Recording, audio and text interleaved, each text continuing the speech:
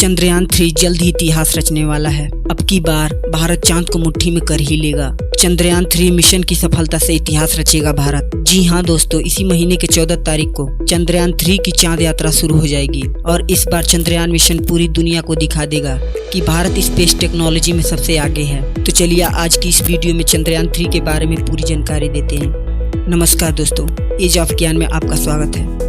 आज की इस वीडियो में हम जानेंगे चंद्रयान 3 को चांद पर भेजने का मकसद क्या है, इसमें कौन कौन से फीचर्स और टेक्नोलॉजी का इस्तेमाल हुआ है। तो चलिए आज की इस वीडियो में आपको पूरी जानकारी देते हैं कि आप भी इस प्राउड मोमेंट का हिस्सा बन सके। इसरो एक बार फिर चांद को छूने के ख्वाब सजाने लगा है। अब उन सपनों के साकार होने का वक्त आ गया है, क्योंकि 14 जुलाई 2023 को इसरो 2:35 पर आंध्र प्रदेश के श्रीहरिकोटा स्थित सतीश धवन सेंटर से स्पेसशिप चंद्रयान 3 लॉन्च करेगा। चंद्रयान 3 23 से 24 अगस्त को चंद्रमा की सतह पर सॉफ्ट लैंडिंग की कोशिश करेगा। चंद्रयान 3 चांद पर जाने के लिए पूरी तरह से तैयार है।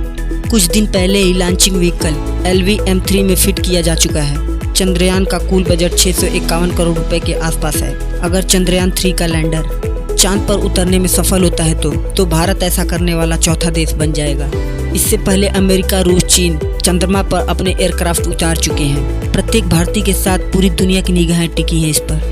इससे पहले भारत का चंद्रयान 2 अपनी सफलता से कुछ समय पहले ही असफल हो गया था, इसलिए इसरो के पास किसी गलती की गुंजाइश नहीं है। इसरो ने चंद्रयान 2 में किए गए गलतियों से सबक लेते हुए चंद्रयान 3 में सुधार की पूरी कोशिश की है। चंद्रयान 3 चंद्रमा पर पता करेगा कि वहाँ कितना तापमान है और कैसा तापमान है, और सतह पर भूकंप कैसे आते हैं, वहाँ प्लाज्मा एनवायरनमेंट कैसा है और वहाँ की मिट्टी में कौन सा तत्व है। इसरो ने स्पेसशिप को चंद्रमा तक पहुँचाने के लिए 3 मॉड्यूल तैयार किए हैं: lander module, propulsion module, integrated module.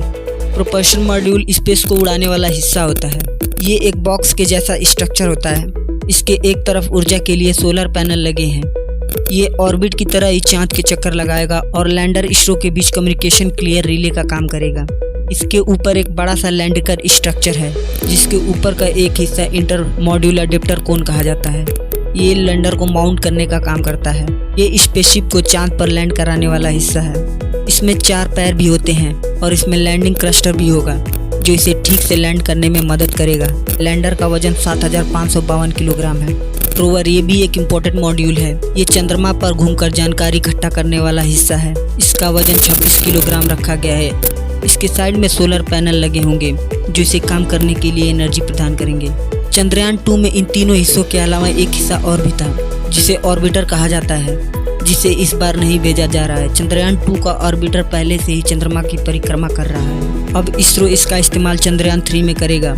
दोस्तों, चंद्रयान 3 के सफल लैंडिंग के लिए इस बार लैंडर में कई सारे सेंसर का इस्तेमाल किया गया है, जो उसे किसी भी रुकावट से टकराने में मदद करेंगे। अगर यहाँ किसी एक सेंसर में ग्लिच आता है तो दूसरा सेंसर तुरंत उसकी जगह ले लेगा। उसकी ऊंचाई को कंट्रोल करने के लिए रिएक्शन व्हील का इस्तेमाल किया गया है और इनकी कम्युनिकेशन के लिए एक्स बैंड एंटीना का इस्तेमाल किया गया है। दोस्तों, चंद्रयान 3 चंद्रमा के दक्षिणी ध्रुव पर उतरेगा, लेकिन यहाँ लैंडिंग करना काफी मुश्किल है। चंद्रयान 2 भी यहीं जाने की कोशिश में फेल हुआ था। यहाँ चांद की सतह पर काफी क्रेटर्स हैं और यहाँ लैंडिंग के लिए समतल सतह ढूंढना काफी मुश्किल है। इसमें किसी भी लैंडर के फिसलने और नष्ट होने का खतरा बना रहता है। एक सवाल आपके मन में जरूर आ रहा होगा, जब चांद के दक्षिणी ध्रुव पर लैंडिंग करना इतना मुश्किल है तो इसे बार बार वहीं लैंडिंग क्यों कराया जा रहा है। असल में चांद का ये वो हिस्सा है जिसे आज तक बहुत कम एक्सप्लोर किया गया है, क्योंकि ये पृथ्वी के संपर्क में बहुत कम आता है। और ये वो जगह है जहाँ चंद्रयान 1 ने पानी की खोज की थी। बाद में नासा की सैटेलाइट ने ये बात कंफर्म किया था कि चंद्रमा के साउथ पोल पर पानी है।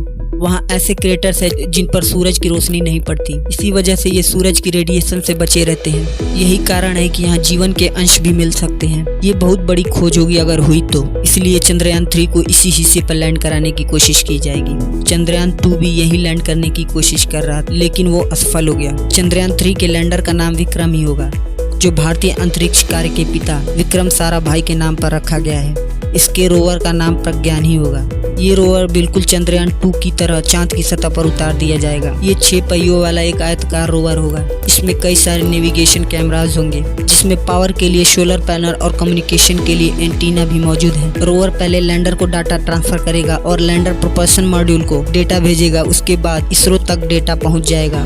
लैंडर में एक और फीचर पार्ट मौजूद है, जिसका नाम है चंद्र सरफेस थर्मोफिजिकल एक्सपेरिमेंट। ये इंस्ट्रूमेंट चांद की सतह पर होने वाली भूकंपीय घटनाओं के बारे में जांच करेगा।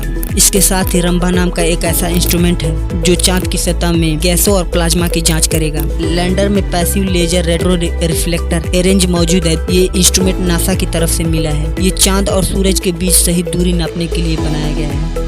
इसके अलावा लैंडिंग सतह को जांचने के लिए अल्फा पार्टिकल्स एक्सरे स्पेक्ट्रोमीटर और लेजर इंडिविजुअल ब्रेकडाउन स्पेक्ट्रोस्कोप लगाए गए हैं, जो कि चांद की सतह पर रहकर पृथ्वी की जांच करेगा। इसका नाम है the spectropolarimeter of habitable earth. Lander चांद पर एक लूनर दिन तक रहेगा। एक लूनर दिन धरती पर 14 दिनों के बराबर होता है। चंद्रयान 3 के लैंडर चांद की सतह पर लैंडिंग के लिए जरूरी है कि वहां धूप हो। लैंडर के लिए सनलाइट जरूरी है। चांद पर 14 से 15 दिन सूरज निकलता है और बाकी दिन अंधेरा रहता है। दोस्तों, कुल मिलाकर चंद्रयान 3 का लक्ष्य है वो डेटा कलेक्ट करना जिस पर हम चांद पर मानव बस्ती बसाने की कोशिश एक और कदम उस ओर बढ़ा सके। ये जानकारी आपको कैसी लगी आप हमें कमेंट सेक्शन में जरूर बताएं। और हाँ, वीडियो को लाइक और चैनल को सब्सक्राइब करना बिल्कुल भी ना भूलें। मिलते हैं अगली वीडियो में। धन्यवाद।